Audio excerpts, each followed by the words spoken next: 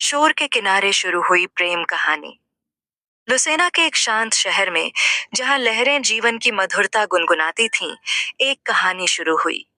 Ethan, जो समुद्र का दृश्य पेंट कर रहा था, एक महिला को सूरज की किरणों में नाचते हुए देखता है। उसके नृत्य में लहरों जैसी कोमलता और भावना थी। प्रेरित होकर एथन ने अपना स्केच पैड निकाला और उसका चित्र बनाने लगा। मिया, जिसे एथन के बारे में कोई नहीं थी, एक ऑडिशन के लिए अभ्यास कर रही थी। नाचते नाचते हवा ने उसकी स्कार्फ उड़ाकर एथन तक पहुंचा दी और यहीं से उनकी मुलाकात शुरू हुई। ये तुम्हारा है, एथन ने स्कार्फ लौटाते हुए कहा। धन्यवाद, तुम्हारा स्केच बहुत खूबसूरत है, मिया ने चित्र को देखते हुए कहा। दोनों ने घंटों बातें की और पाया कि उनके सपने भी बड़े थे। एथन एक पेंटर बनना चाहता था, जबकि मिया एक डांसर बनने की ख्वाहिश रखती थी। इसके बाद वे अक्सर समुद्र किनारे मिलते और कला के साथ समय बिताते। महीने बीते और उनकी दोस्ती गहरी होती गई। उन्हें यह एहसास नहीं हुआ कि जो एक साधारण रिश्ता था, वह धीरे धीरे कुछ और बन रहा था। लेकिन अपने सपनों को प्राथमिकता देते हुए उन्होंने अपने जज्बातों को दबाए रखा। एथन के सबसे अच्छे दोस्त मार्को ने उसे सलाह दी, अगर तुम उससे प्यार करते हो तो उसे बता दो। इंतजार मत करो जब तक देर न हो जाए। लेकिन एथन तैयार नहीं था। इसी बीच मिया ने अपनी दोस्त सैंड्रा से कहा, उसकी दुनिया इतनी अलग लगती है, शांत लेकिन इतनी रंगीन। पर मुझे डर है, क्या होगा अगर प्यार के पीछे भागते हुए मैं अपने सपनों से दूर हो जाऊं।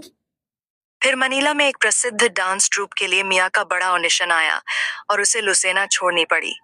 अपने आखिरी दिन समुद्र किनारे मिया ने एथन से कहा, हम दूर हो जाएंगे, लेकिन इसका मतलब यह नहीं कि हमारा रिश्ता टूट जाएगा। एथन ने जवाब दिया। जिंदगी दोनों के लिए व्यस्त होती गई। मिया मनीला में जी जान से ट्रेनिंग करने लगी, जबकि एथन ने अपनी कला को गैलरी में प्रदर्शित करना शुरू किया।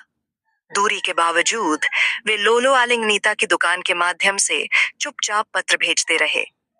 एक बार जब मिया छुट्टी पर लुसेना आई, तो वह एथन से समुद्र किनारे मिली। लेकिन इस बार उनकी भावनाओं में गहराई थी।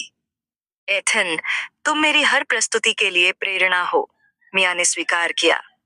और तुम वह कारण हो जिसके लिए मैं लगातार रचना करता हूँ, एथन ने कहा।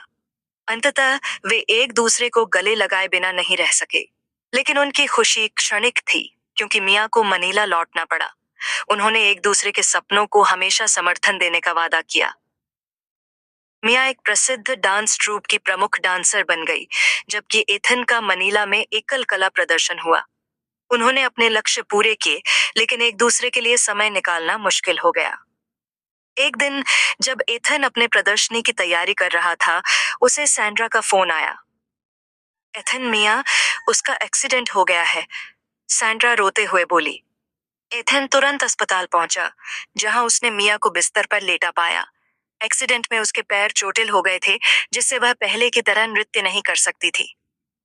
मिया, मैं यहाँ हूँ, हार मत मानो, एथन ने उसका हाथ पकड़ते हुए कहा। कैसे न मानो, अब मैं डांसर नहीं रही, मिया ने रोते हुए कहा। तुम्हारी कहानी यहीं खत्म नहीं होती। सबसे अहम बात यह है कि तुम जिंदा हो और मैं तुमसे प्यार करता हूँ, एथन ने उसे भरोसा दिलाया। एथन के समर्थन से मिया ने अपनी नई हकीकत को अपनाया। वे लुसेना लौटे और एक आर्ट और डांस स्टूडियो खोला, जहां वे युवाओं को प्रेरित करने लगे। एथन पेंटिंग करता रहा, जबकि मिया नृत्य सिखाने लगी। सालों बाद लुसेना की तारा भरी रातों के नीचे उन्होंने उसी समुद्र किनारे शादी की, जहां उनकी कहानी शुरू हुई थी। हमारा साझा सपना कला बनाना था, और यह हमारी सबसे खूबसूरत रचना है, हमारा अंतहीन प्यार, एथन ने कहा और मिया को चूमा। आखिर में उन्होंने न केवल अपने सपने पूरे किए, बल्कि लुसेना के सितारों के नीचे एक दूसरे को पा लिया।